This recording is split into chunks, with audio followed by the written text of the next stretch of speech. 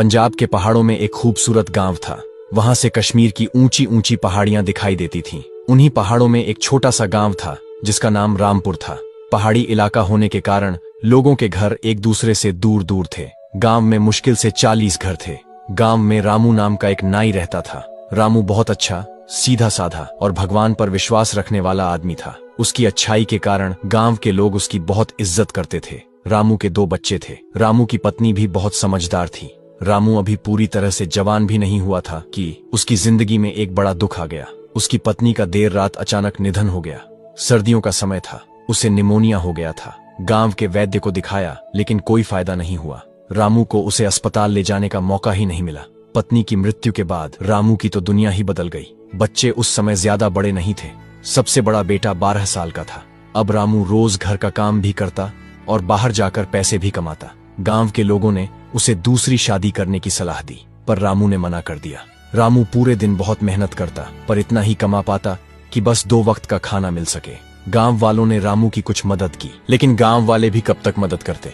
एक दिन रामू ने सोचा कि इस गांव में तो थोड़े ही घर हैं और हर दिन कोई बाल या दाढ़ी बनवाने भी नहीं आता, इसीलिए क्यों ना दूसरे गांव में किस्मत आजमाई जाए। दूसरा गांव एक पहाड़ी के नीचे था, जो रामू के गांव से 5 मील दूर था। उस समय दूसरे गांव जाने के लिए बैलगाड़ी का इस्तेमाल होता था, लेकिन तब तक गांव में किसी के पास बैलगाड़ी नहीं थी। रामू सुबह जल्दी उठता, जरूरी काम करता, बच्चों को खाना खिलाता, खुद भी खाता और फिर बच्चों को घर में ही रहने की सलाह देकर आसपास के 2-4 घरों में भी कह देता कि बच्चों का थोड़ा ध्यान रखें। फिर वह सुबह सुबह ही अपने सामान का थैला लेकर जंगल के रास्ते से होकर दूसरे गांव की ओर निकल पड़ता। पहाड़ों से नीचे उतरने के बाद उसे एक छोटी और कम पानी वाली नदी पार करनी पड़ती थी और फिर 2 मील जंगल का रास्ता तय करने के बाद वह दूसरे गांव पहुंचता था। दूसरे गांव में जाकर काम करने से उसकी आर्थिक स्थिति में बहुत सुधार हुआ। मुश्किल सिर्फ आना जाना था, लेकिन अब रामू को उसकी आदत हो गई थी। दूसरे गांव में काम करते हुए रामू को अब 5 महीने हो चुके थे। एक दिन रामू दूसरे गांव से वापस अपने गांव आ रहा था। नदी पार करने के बाद रामू ने अपने गांव का रास्ता पकड़ा तो उसकी नजर एक पेड़ पर पड़ी। वो देखकर हैरान रह गया।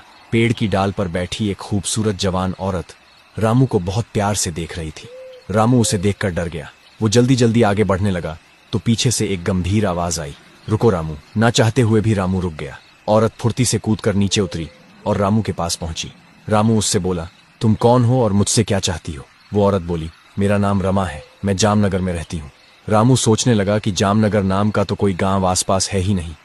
यहाँ के आसपास के गांवों को मैं अच्छे से जानता हूँ। वो औरत मुस्कुराकर बोली, गांव तो यही है, बस तुम्हें पता नहीं। रामू बोला, मैं क्या करूँ?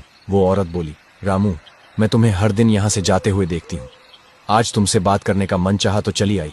रामू बोला, घर में मेरे बच्चे मेरा इंतजार कर रहे हैं, मुझे जल्दी जाना है, मेरे पास अभी बात करने का समय नहीं है। इतना कहकर रामू आगे चलने लगा। रामू घर गया और खाना बनाकर बच्चों को खिला पिलाकर सो गया। उसने उस औरत वाली घटना के बारे में ज्यादा नहीं सोचा। अगले 2-3 दिन तक रामू को वो औरत नहीं मिली, क्योंकि अब सर्दियों में दिन जल्दी ढलने लगा था। इसलिए रामू अब अपने साथ एक छोटी सी लालटेन रखने लगा था।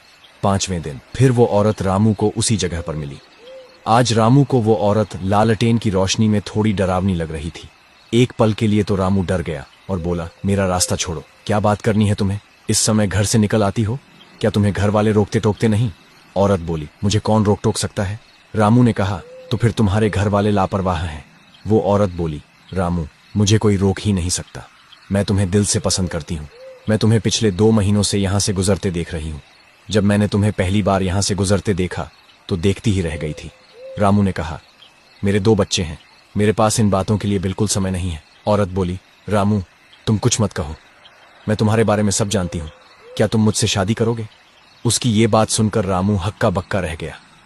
रामू बोला, मैं तुम्हें जानता तक नहीं, शादी की बात तो दूर की है, मैं मेरे बच्चों का पेट मुश्किल से पाल पाता हूँ, शादी का बोझ उठाना मेरे बस की बात नहीं है।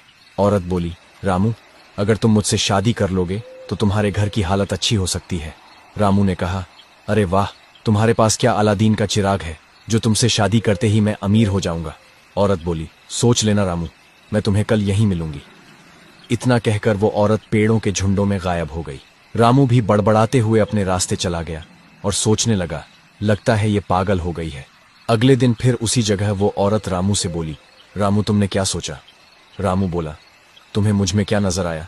तुम्हें पता है कि मेरे 2 बच्चे हैं, तुम्हारे घर वाले भी राजी नहीं होंगे। औरत बोली, तुम ये सब छोड़ो, बस ये बताओ कि शादी करोगे या नहीं। रामू ने जवाब दिया, नहीं। औरत ने गुस्से से कहा, सोच लो रामू, तुम्हारे पास अब भी समय है। इतना कहकर वो फिर से पेड़ों के पीछे चली गई। अगले दिन रामू का काम में बिल्कुल मन नहीं लगा। वो जिस गांव में काम करने जाता था, उस गांव में एक सबसे ज्यादा उम्र का आदमी भी था। रामू उसके पास गया और खुद के साथ हो रही वह सारी घटना उसे बताई। वो बुजुर्ग बोला, रामू, मैंने भी जामनगर नाम का गांव आज तक नहीं सुना।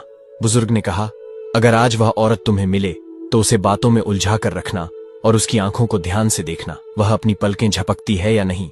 एक बात और, तुम उसके पैर भी देखना कि उसके पंजे किस तरफ है। फिर कल आकर तुम मुझे यह सब बताना। इतना कहकर बुजुर्ग कुछ सोचने लगा। रामू अपने गांव की ओर तेजी से बढ़ने लगा। रामू जब नदी पार करके उसी जगह पहुंचा तो वह औरत वहीं उस पेड़ पर बैठी नजर आई। रामू ने उसे ध्यान से देखा। वह पेड़ से नीचे उतरी और रामू के पास आ गई। वह प्यार से बोली, रामू, तुमने आज आने में देर कर दी। रामू बोला, हाँ, आज काम ज्यादा था। रामू उसकी आंखों को ध्यान से देखने लगा। उसकी आंखों में एक अजीब सी चमक थी और साथ साथ डर भी था। रामू एक बार तो चक्कर खा गया। फिर वह खुद को संभालते हुए उसके पैरों की ओर देखने लगा, पर उसके लंबे लहंगे की वजह से वह पैरों को नहीं देख पा रहा था। फिर रामू को अचानक कुछ सूझा और वह बोला, अरे, मैं आज तुम्हारे लिए पायल लाया हूं। इतना कहकर रामू अपने थैले को झूठे ही टटोलने लगा। औरत ने खुशी से अपने लहंगे को ऊपर किया और बोली, लाओ तो रामू, पहना दो मुझे पायल। रामू ने जब यह देखा तो डर से उसका मुंह खुला का खुला रह गया। फिर वह जल्दी से बोला, अरे, लगता है मैं पायल दुकान पर भूल आया हूं, कल लेकर आऊंगा। औरत ने खुशी से कहा, ठीक है रामू, कल जरूर लेकर आना, मैं तुम्हारा इंतजार करूंगी। इतना कहकर औरत पेड़ों के झुंडों में चली गई। रामू जल्दी जल्दी अपने घर पहुंचा। घर के सारे काम करके जब रामू चारपाई पर लेटा तो